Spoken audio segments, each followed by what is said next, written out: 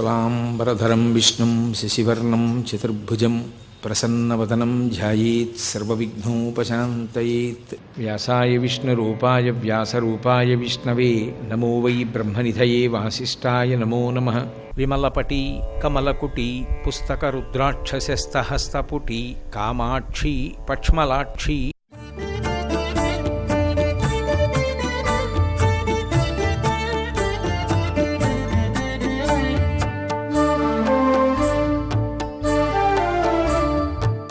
యజ్ఞం చెయ్యాలన్నా, ఒక యాగం చెయ్యాలన్నా, ఒక దేవాలయానికి వెళ్ళాలన్నా, కొంతసేపు జపం చేసుకోవాలన్నా, ఆర్షగ్రంథ పఠనం చెయ్యాలన్నా ఆయనకు ఉండేటటువంటి అవకాశం ఎక్కువగా ఉంటుంది. స్త్రీ ప్రాణికి ఉండేటటువంటి అవకాశం తక్కువగా ఉంటుంది. కానీ ఇందులో మరి ఈశ్వరుడు పక్షపాతం చూపించలేదా? ఒకరికి అవకాశం తక్కువ కల్పించి ఒకరికి అవకాశం ఎక్కువ కల్పించలేదా అని ఆలోచన చేస్తే అసలు వేదం యొక్క హృదయంలో మీకు కొన్ని అద్భుతాలు కనపడతాయి. పురుష ప్రాణిని సంస్కరించవలసిన అవసరం ఉన్నది అని పరమేశ్వరుడు నిర్ణయం చేశాడు. ఆయన మనసు సంస్కరింపబడాలి. ఎందుచేత అంటే బలం ఎక్కువ ఉంచాడు కనుక చాలా జాగ్రత్తగా దాన్ని సంస్కారయుతంగా ప్రవహించేటట్టుగా చెయ్యాలి. సహజముగా పుట్టుకతోటే అంత సంస్కారవంతము చేయవలసిన అవసరం లేకుండానే ఉదార బుద్ధితో 10 మంది కొరకు అని ప్రవర్తించగలిగినటువంటి విశాల హృదయం కలిగినటువంటి ప్రాణి స్త్రీ ప్రాణి. అందుకే భగవంతుడు పురుష ప్రాణికి పెట్టినన్ని కఠినమైనటువంటి నియమాలు స్త్రీ విషయంలో విధించలేదు. మీకు నేను ఒక్క విషయం మనవి చేయవలసి వస్తే, కొంతమందికి ఉపనయన సంస్కారం చేస్తారు, యజ్ఞోపవీతం వేస్తారు కొన్ని వర్ణాల వాళ్ళకి. 4వ వర్ణం వారికి ఉపవీతం వెయ్యరు. వెయ్యనంత మాత్రం చేత వారు సంధ్యావందనం చెయ్యడానికి అర్హత లేనివారని కానీ వారికి తరించే అవకాశం లేదని కానీ భావించకూడదు. వాళ్ళు సంధ్యావందనం చేయకపోయినా, అర్ఘ్యప్రదానం చేయకపోయినా స్కాంద పురాణాంతర్గతమైనటువంటి సూర్యస్తోత్రాన్ని, మాధ్యాహ్నిక సూర్యబింబాన్ని, సూర్యాస్తమయ సమయంలో బింబాన్ని చూసి చదవాలి. అథవా రోజుకి ఒక్క పర్యాయమైనా స్తోత్రాన్ని చదవాలి. అలా చదివినంత మాత్రం చేత వాళ్ళు సంధ్యావందనం చేసిన వారితో సమానులే. అందుకని భగవంతుడు పురుషులకందరికీ కూడా సూర్యోపాసన పెట్టాడు. స్త్రీ దగ్గరికి వచ్చేటప్పటికి పెట్టలేదు. నువ్వు సంధ్యోపాసన చెయ్యి అన్న నియమాన్ని ఉంచలేదు. నువ్వు అర్ఘ్యమీయని చెప్పలేదు. నువ్వు పూజ చెయ్యని చెప్పలేదు. నువ్వు యజ్ఞం చెయ్యని చెప్పలేదు.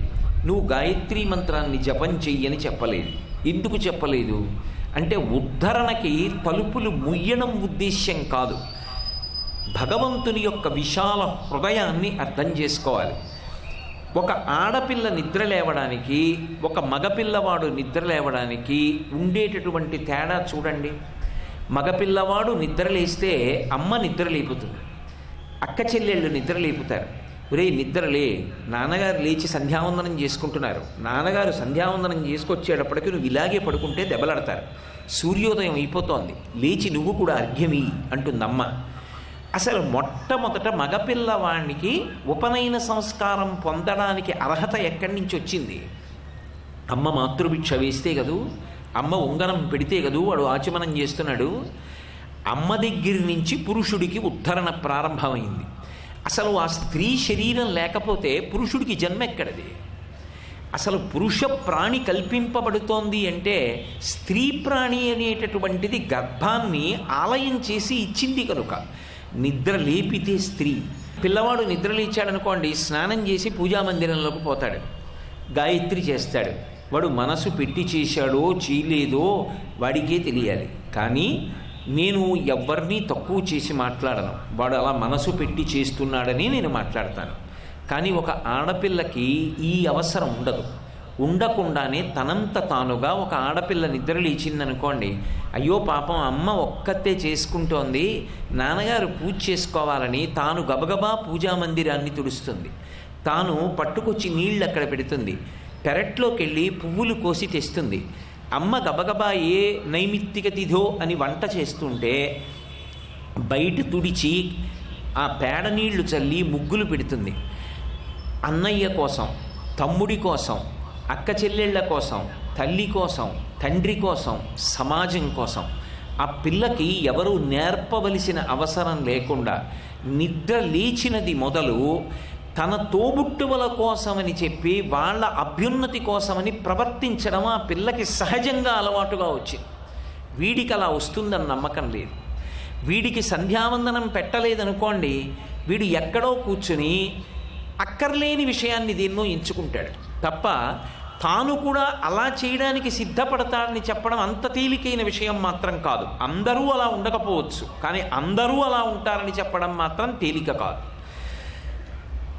అంత కష్టపడి నిద్ర లేచినప్పటి నుంచి సంస్కారవంతమైనటువంటి మనస్సుతో ఆ పిల్ల తల్లి గురించి ఆలోచిస్తోంది, తండ్రి గురించి ఆలోచిస్తోంది, అన్నదమ్ముల గురించి ఆలోచిస్తోంది, అక్క చెల్లెళ్ళ గురించి ఆలోచిస్తోంది, ఇంటి శుభ్రత గురించి ఆలోచిస్తోంది, తాను కష్టపడి ఇతరులకు సౌకర్యం చెయ్యాలని చూస్తోంది.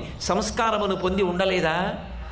సంస్కారమును పొంది ఉన్న పిల్లకి ఇంకా మళ్ళీ ఉపనయన సంస్కారం చేసి గాయత్రి చేసుకోని చెప్పవలసిన అవసరం ఎక్కడుంది? ఇంకా అందుకే ఈశ్వరుడు ఉపనయనాన్ని విధించలేదు. నేను పరమసత్యాన్ని మనవి చేస్తున్నా మీకు.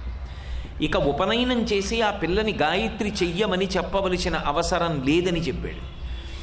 అదే పురుషుడు అనుకోండి, మనసుని సంస్కరించడానికి యజ్ఞోపవీతం వేసి వాణ్ణి ప్రతిరోజు 3 పూట్ల సంధ్యావందనం చేసి గాయత్రి చెయ్యి, సూర్యుణ్ణి స్తోత్రం చెయ్యి అని నిబంధన విధించారు. అసలు ఆడపిల్ల అండంలోనే ఆ గౌరవం ఉంటుంది. అందులో తెలుగులో మనం ఆడపిల్ల, ఆడపిల్ల, ఆడది అంటుంటాం. ఆడది అన్న మాట కానీ ఆడపిల్ల అన్న మాట కానీ తక్కువ చేయడం కాదు. ఎవరో ఎక్కడో తక్కువతనానికి వాడితే ఆ మాట తక్కువ అవుతుందా? ఎవడో ధూర్తుడు గోవుని నింద చేశాడు. ఒక ధూర్తుడు గోవుని నింద చేసి మాట్లాడితే గోవు అన్న మాటకి గౌరవం తగ్గుతుందా? ఆడది అన్న మాటని ఎవడో చులకనగా వాడినంత మాత్రం చేత ఆ మాటకి గౌరవం తగ్గుతుందా? ఆ మాట గౌరవం ఏమిటో అర్థం చేసుకోవాలి. ఆడపిల్ల అన్న మాటకు అర్థం ఏమిటంటే ఈడపిల్ల కాదు అని అర్థం. ఈమె ఇక్కడ ఉండదు, ఇక్కడే ఉండిపోయేవాడు అనుకోండి మగపిల్లవాడు, ఇక్కడ ఉండదు. ఈ పిల్ల ఇక్కడ పుట్టింది, అక్కడికి వెళ్ళిపోతుంది. ఆడ అంటే తెలుగులో అక్కడ, ఆడపిల్ల. ఈ పిల్ల ఇక్కడ ఉండదు, ఆడ అక్కడ ఉంటుంది. అక్కడ నా స్వస్థానం అని చెప్తుంది, అది నా ఇల్లు అంటుంది, ఇది మీ ఇల్లు అంటుంది ఒక రోజున. అలా అనగలిగిన త్యాగమూర్తి అంటే ఇక్కడ పుట్టి అక్కడ కిందకి వెళ్ళిపోతుంది. ఆమె లక్ష్మి, ఆమె నారాయణుణ్ణి వెతుక్కుంటుంది, నిత్యానపాయిని. ఆమె నారాయణమూర్తి ఎక్కడున్నాడో చూసుకుంటుంది. అందుకే కన్యాదానం చేసేటప్పుడు తన బిడ్డని లక్ష్మీ స్వరూపంగా భావన చేసి పద్మంలో కూర్చోపెడతారు. బుట్టలో ధాన్యం పోసి కూర్చోపెట్టారు అంటే పద్మంలో లక్ష్మీదేవిని కూర్చోపెట్టినట్టు. వరుడు పీటల మీదకి నడిచొస్తాడు, వధువు నడిచి రాకూడదు. ఎందుకంటే ఆమె లక్ష్మి కనుక బుట్టలో కూర్చోపెట్టి మేనమామలెత్తి తీసుకొస్తారు. ఎందుకు తీసుకొస్తారు అంటే తెలుగునాట ఒక ఆచారం ఉంది. అక్క చెల్లెలకి ఆడపిల్ల పుట్టిందనుకోండి, ఆమె యొక్క అన్నదమ్ములకి సహజంగా కూడా వరస అవుతుంది. అందుకని ఒరే నీకు భార్య పుట్టిందిరా అంటారు. ఈమెని లక్ష్మిగా చూశాం, ఈమె నారాయణుణ్ణి చేరుతోంది. నేను మేనమామని కదా అని ఎప్పుడూ కూడా ఈమెని నా భార్య అన్న భావనతో నేను చూడలేదు అని చెప్పడానికి మేనమామ పంచె కట్టుకుని ఉత్తరీయం వేసుకొని లక్ష్మిని నారాయణుడికి చేరుస్తున్నానని బుట్టలో ఎత్తి పీటల మీద తీసుకొస్తారు.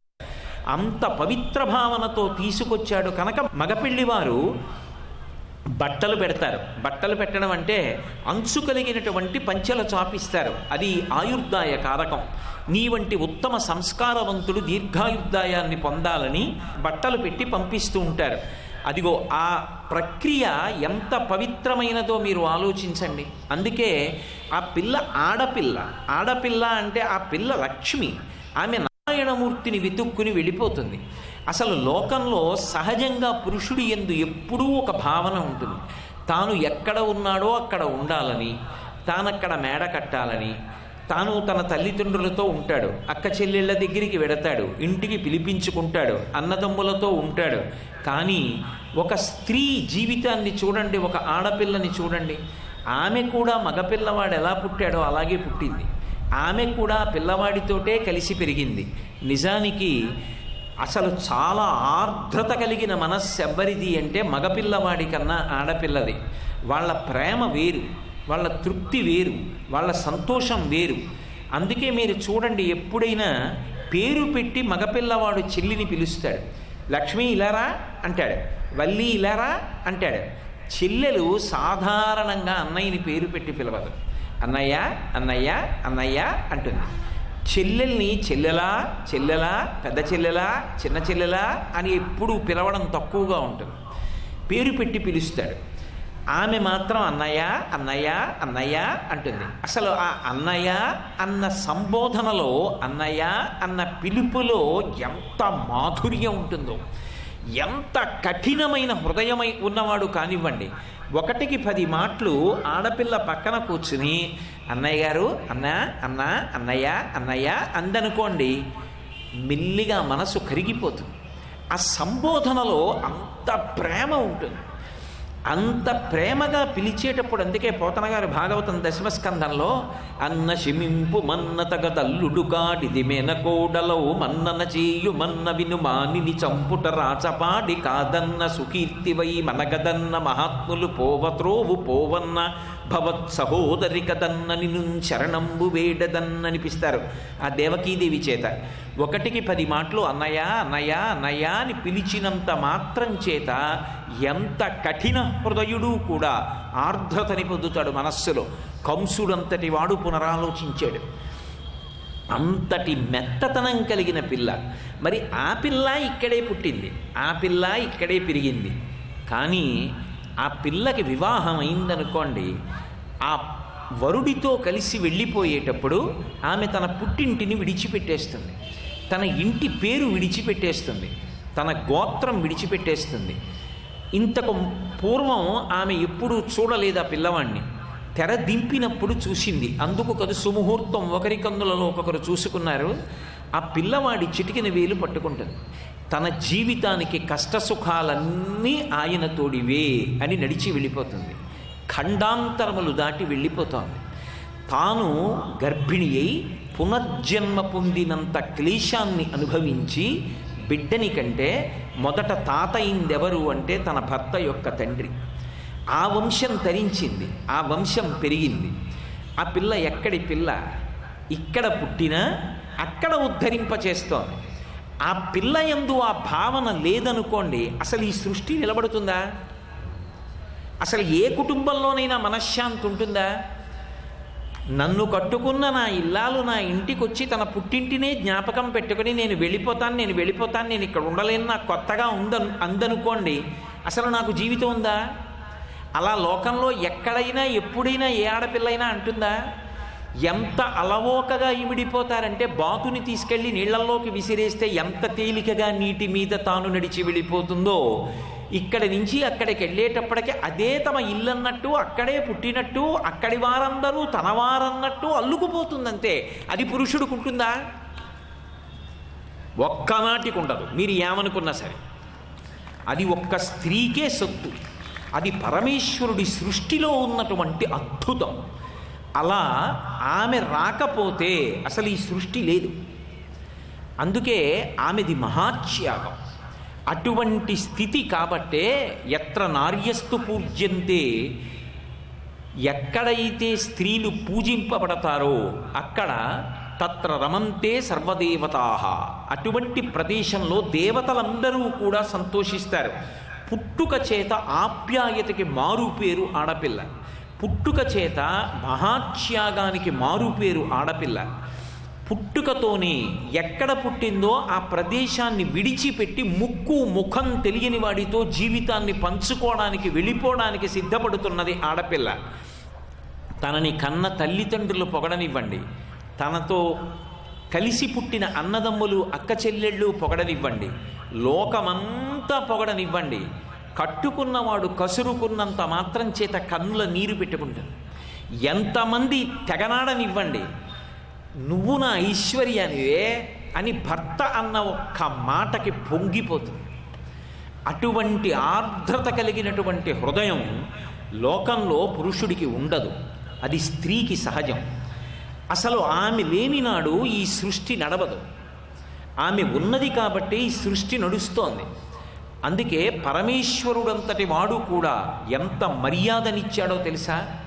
ఆడపిల్ల విషయంలో ఎంత గౌరవాన్ని ఇచ్చాడంటే, పురుషుడు భగవంతుడి దగ్గరికి వెడితే వెనక ఏవి ఉపాలయాలు లేకపోతే కాళ్ళు భగవంతుడి వైపుకి ఇంకొక గుడి వైపుకి వెళ్ళటం లేదు అని నిర్ధారించుకుంటే సాష్టాంగ నమస్కారం చెయ్యాలి.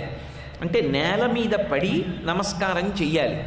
అదే ఒక స్త్రీ వెడితే ఎంత ప్రశాంతమైన వాతావరణము కానివ్వండి, సాష్టాంగ నమస్కారం నిషేధింపబడింది. ఈశ్వరుడు కూడా సాష్టాంగ నమస్కారం స్త్రీలకి నిర్దేశించలేదు, ఆయన కూడా పుచ్చుకోడు. అందుకే స్త్రీల యొక్క నమస్కార ప్రక్రియ యందు వక్షస్థలం కానీ, నడుము యొక్క కింది భాగం, మోకాళ్ళ పైభాగం కానీ భూమిని తాకకూడదు. ఎందుకు తాకకూడదు అని చెప్తారు అంటే, చిన్నపుచ్చడానికి కాదు, ఏ శరీరము యొక్క పైన ఉన్నటువంటి పైకి ఉబికినటువంటి 2 వక్షోజములు సృష్టింపబడినటువంటి ప్రతి ప్రాణి బ్రతకడానికి కారణమవుతున్నాయో, విష్ణుతత్వమై పోషణకు కారణమవుతున్నాయో, ఏవి లేని నాడు అసలు ఈ సృష్టి మనుగడ లేదో అవి కానీ, ఏ రంధ్రము గుండా సమస్త ప్రాణులు ఉత్పత్తి అవుతున్నాయో ఆ అవయవం కానీ భూమికి తగలవలసిన అవసరం లేదు. అవి లేనినాడు అసలు ఈ సృష్టి లేదు. నీ మాతృత్వానికి కారణమైనటువంటి సూచనలైనటువంటి ఆ అవయవములు భూమికి తాకవలసిన అవసరం లేదు. నా ముందు పంచాంగ నమస్కారం చేస్తే చాలని సర్వేశ్వరుడంతటి వాడు స్త్రీ విషయంలో అంత మినహాయింపునిచ్చాడు. ఒక మగపిల్లవాడు ఉన్నాడనుకోండి, అతడు ఏ వంశంలో పుట్టాడో ఆ ఒక్క వంశాన్ని తరింప చెయ్యగలడు. లేదా 7 తరాలనో 10 తరాలనో 11 తరాలనో తరింపచేస్తాడు. అదే ఒక స్త్రీ ఉందనుకోండి, భర్తని నమ్ముకుని పుట్టింటిని విడిచిపెట్టి వెళ్ళిపోని స్త్రీ ఎవరుంది ఈ లోకంలో? అయినప్పుడు వాళ్ళందరి యందు ఆ ఉదాత్తమైనటువంటి లక్షణం ఉన్నప్పుడు, అన్నదమ్ముణ్ణి చూసేటప్పటికి పొంగిపోయే లక్షణం ఉంటే, పుట్టింటికి వచ్చి తల్లిని తండ్రిని అన్నదమ్ముల్ని చూస్తే పరవశించిపోయి కరిగిపోయే మనస్సున్న ఆడపిల్లలు ఎక్కడ ఉన్నా పరదేవతా స్వరూపమే. అయినప్పుడు అందులో కొంతమంది ఎక్కువ కొంతమంది తక్కువ అని నేను వర్గీకరించట్లేదు, అందరూ ఒక్కటే. శాస్త్రం ఎలా చెప్పిందో నేను అలాగే మాట్లాడవలసి ఉంటుంది. వాళ్ళు 2 వంశములను ఉద్ధరించగలరు.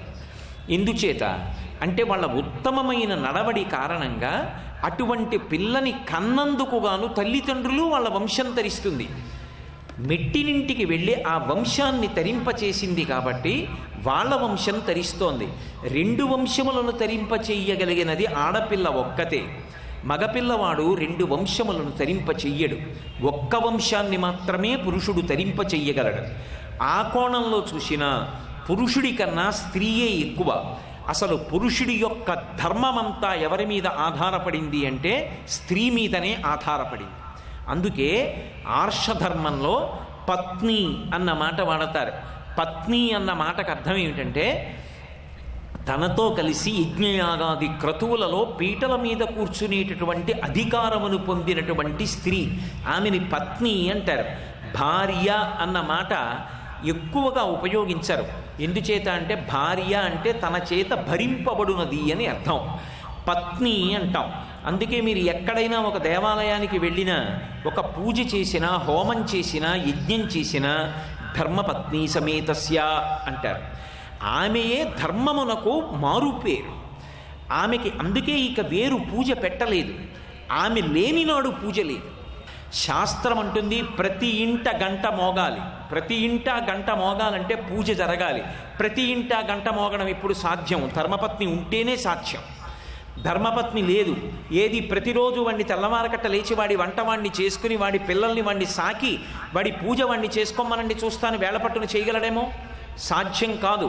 ఆమె ధర్మపత్ని అంటే ధర్మమే రాశీభూతమై స్త్రీ స్వరూపంగా వస్తుంది.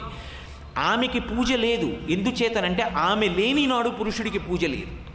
ఆమె ఇక వేరుగా పూజ చేసిందా చేయలేదా అన్న దానితో సంబంధం లేదు.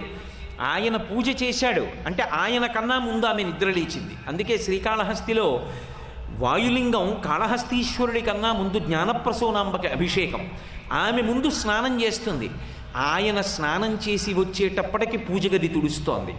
ఆయన పూజ చేసుకోవడానికి సంబారాలు అక్కడ పెడుతోంది. ఆయన మహానైవేద్యం దగ్గరికి వచ్చేటప్పటికి వంట తీసుకొచ్చి అక్కడ పెడుతోంది. ఆయన బిడ్డలకి చదువు చెప్తోంది, బిడ్డల్ని సిద్ధం చేస్తోంది, తాను మహాసంస్కారవంతురాలై నిలబడుతోంది. ఇంత ఉదాత్త చరిత్ర కలిగినటువంటి స్త్రీకి ఇక మళ్ళీ వేరే పూజ చెయ్యవలసిన అవసరం ఏముంది? అందుకే ధర్మపతి సమేతస్య అన్న మాట లేదు, ధర్మపత్ని సమేతస్య. ఆమె పక్కన కూర్చోవక్కర్లేదు. ఆమె లేని నాడు పురుషుడు చేసిన పూజ దూష్యమవుతుంది. మంగళం కోసలేంద్రాయ మహనీయ గుణాత్మనే చక్రవర్తి తనూజాయ సర్వభౌమాయ మంగళం ఉమా కాంతాయ కాంతాయ కామితార్థప్రదాయినే శ్రీగిరీశాయ దేవాయ మలినాథాయ మంగళం. సర్వం శ్రీ ఉమామహేశ్వర పరబ్రహ్మార్పణమస్తు.